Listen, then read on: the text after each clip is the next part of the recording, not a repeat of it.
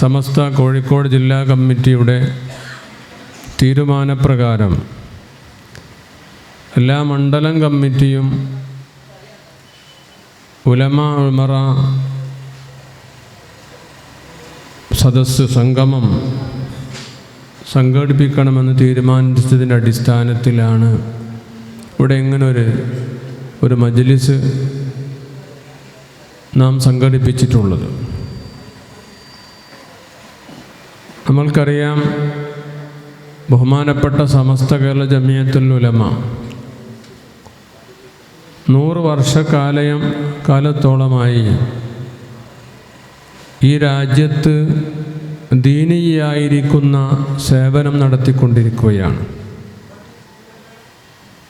1926 തുടങ്ങി വച്ച ബഹുമാനപ്പെട്ട വരക്കൽ മുല്ലക്കോയ തങ്ങൾ ദുആ ചെയ്ത് തുടങ്ങിയതായിരിക്കുന്ന ഈ വലിയ സംഘടന ഒരുപാട് അള്ളാഹുവിൻ്റെ ഔലിയാക്കന്മാരും അതുപോലെ തന്നെ സയ്യിദന്മാരുമെല്ലാം നേതൃത്വം നൽകിക്കൊണ്ട് ഇന്ന് ബഹുമാനപ്പെട്ട സയ്യിദുൽ ഉലമ സയ്യിദ് ജിഫ്രി മുത്തുക്കോയ തങ്ങളും ആലിക്കുട്ടി ഉസ്താദുമെല്ലാം നേതൃത്വം നൽകിക്കൊണ്ടിരിക്കുകയാണ്. ബഹുമാനപ്പെട്ട ഉസ്താദന്മാരിവിടെ പ്രസംഗിക്കാനുണ്ട്, ഞാൻ അതിലേക്കൊന്നും കടക്കുന്നില്ല.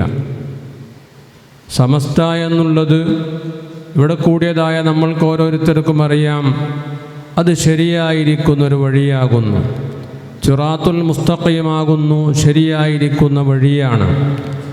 ആ വഴി എന്ന് പറഞ്ഞാൽ സിറാത്തുല്ലദീന അൻഅംത അലൈഹിം, അല്ലാഹു തആല അനുഗ്രഹിച്ച ഒരുപാട് ആൾക്കാരുടെ വഴിയാണ്. 1926 തുടങ്ങിയത് തന്നെ ചില ഭാഗങ്ങളിൽ നിന്നെല്ലാം ഐക്യസംഘവും അതുപോലുള്ള സംഘങ്ങളുമായി പൊട്ടിപ്പുറപ്പെട്ടപ്പോൾ ഇതുപോലൊരു സംഘടന അത്യാവശ്യമാണ് എന്ന് മനസ്സിലാക്കിയത് കൊണ്ടിട്ടാകുന്നു സമസ്ത ഉണ്ടാക്കിയത്. അതിൻ്റെ മുമ്പൊന്നും സംഘടനയില്ലായിരുന്നല്ലോ.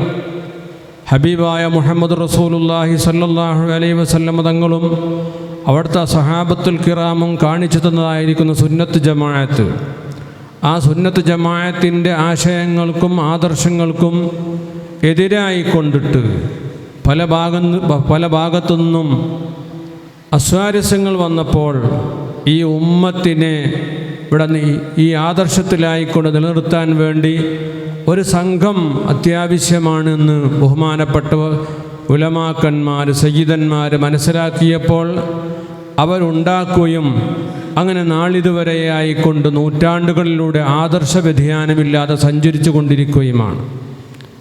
ഒരു വെള്ളിക്ക് വ്യത്യാസമില്ലാതെ അങ്ങനെയാണല്ലോ മുന്നോട്ട് പോവേണ്ടത്. സമസ്ത നമ്മളുടെ ഈ രാജ്യത്ത് വലിയ നേട്ടങ്ങളാണ് ഉണ്ടാക്കി തന്നിട്ടുള്ളത്. അതിന് സംശയമുണ്ടെങ്കിൽ നമ്മൾക്ക് നോക്കാം. നമ്മുടെ നാട്ടിൽ അന്യസംസ്ഥാനക്കാർ ജോലിക്ക് വരുന്നുണ്ട്.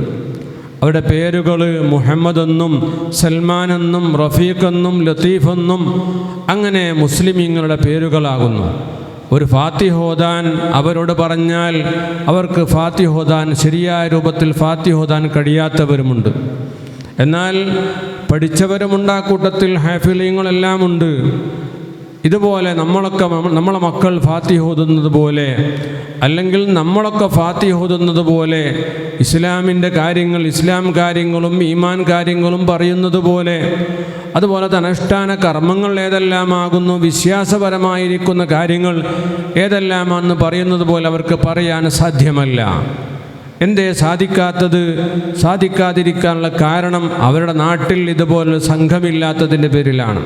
സമസ്ത എന്നുള്ളത് നമ്മളെയും നമ്മളെ വാപ്പമാരെയും ഖുർആൻ പഠിപ്പിച്ചതായിരിക്കുന്ന ഒരു സംഘടനയാകുന്നു. വെറും ഒരു സംഘടന, ആത്മീയമായിരിക്കുന്ന പുരോഗതി, ആത്മീയമായിരിക്കുന്ന ചൈതന്യം നമ്മളെ മനസ്സിലുണ്ടാക്കാൻ, അല്ലെങ്കിൽ വ്യതിയാനമുണ്ടാവാത്ത രൂപത്തിൽ ആദർശങ്ങൾ നമ്മൾ അടിയുറച്ച് ജീവിക്കാൻ, അടിയുറച്ച് മനസ്സിലാക്കാനുള്ള വലിയൊരു സംഘടനയാകുന്നു. അത് തന്നെ ആരാണ് നേതൃത്വം നൽകുന്നത്? ബഹുമാനപ്പെട്ട അഹ്ലു ബൈത്തും അതുപോലെ തന്നെ പണ്ഡിതന്മാരുമാകുന്നു. അവരുടെ നേതൃത്വത്തിലായിക്കൊണ്ട് കാലങ്ങളിലായിക്കൊണ്ടിട്ട് നമ്മുടെ നാടുകളിലെല്ലാം ഇസ്ലാമിൻ്റെതായിരിക്കുന്ന ചൈതന്യങ്ങൾ അത് വ്യാപിച്ചു കൊണ്ടേയിരിക്കുകയാണ്. ആ വ്യക്തമായിരിക്കുന്ന മാതൃകയുള്ളതായ ആ ചൈതന്യത്തിലൂടെ നമ്മൾ മുന്നോട്ട് പോകണം. 100 വർഷം പൂർത്തിയാകുമ്പോൾ അതിൻ്റെ ഒരു സന്തോഷമായി കൊണ്ടിട്ട് ബഹുമാനപ്പെട്ട വരക്കൽ മുല്ലക്കോയ തങ്ങളെ അവരുടെ നഗറിലായിക്കൊണ്ട് സയ്യിദുൽ ഉലമയും പണ്ഡിതന്മാരും നേതൃത്വം നൽകുന്ന വലിയൊരു സമ്മേളനമാണ് നമ്മുടെ മുമ്പിലേക്ക് വരാൻ പോകുന്നത്. ഫെബ്രുവരി മാസം 4 മുതൽ 8 വരെ കാസർഗോഡ് കുണിയ എന്ന് പറഞ്ഞ സ്ഥലത്ത് സമ്മേളനം നടക്കുമ്പോൾ ആ സമ്മേളനത്തിൽ നമ്മളൊക്കെ പോവേണ്ടതും ഒരു ബിന്ദുവായി കൊണ്ട് മാറേണ്ടതുമാണ്. എന്തിന്? വെറും ഒരു പോവലും വരലുമല്ലല്ലോ. ആത്മീയമായിരിക്കുന്ന നേതാക്കന്മാരും അതുപോലെ മുൻകഴിഞ്ഞ ആൾക്കാരുടെ അർവാഹുകളും പങ്കെടുക്കുന്ന സംഗമിക്കുന്ന വലിയൊരു മജ്ലിസിൽ അവിടെ പ്രാർത്ഥനയ്ക്ക് ഉത്തരം കിട്ടുന്നതായിരിക്കുന്ന ആ വലിയ സ്ഥലത്ത് നമ്മൾ ഓരോരുത്തരും അതിനു വേണ്ടി ഇപ്പോൾ തന്നെ നേരത്തെ നമ്മൾ ഓരോരുത്തരും കരുതി വെച്ചതാകുന്നു. ഇന്ന് തന്നെ നമ്മൾ ഓരോരുത്തരും അതിന് പോകണമെന്നും അതിന് വേണ്ടതായിരിക്കുന്ന ഒത്താശകൾ ചെയ്യണമെന്നും നാം ഓരോരുത്തരും മനസ്സിലാക്കുകയും അതുപോലെ തന്നെ പോകാനുള്ളതായിരിക്കുന്ന എല്ലാ സൗകര്യങ്ങളും നമ്മൾ ഓരോരുത്തരും ചെയ്യുകയും ഒരുക്കി വെക്കുകയും ഒക്കെ ചെയ്യേണ്ടതാകുന്നു. അല്ലാഹു തആല അതിനൊക്കെ നമ്മൾക്ക് തൗഫീഖ് ചെയ്യുമാറാവട്ടെ.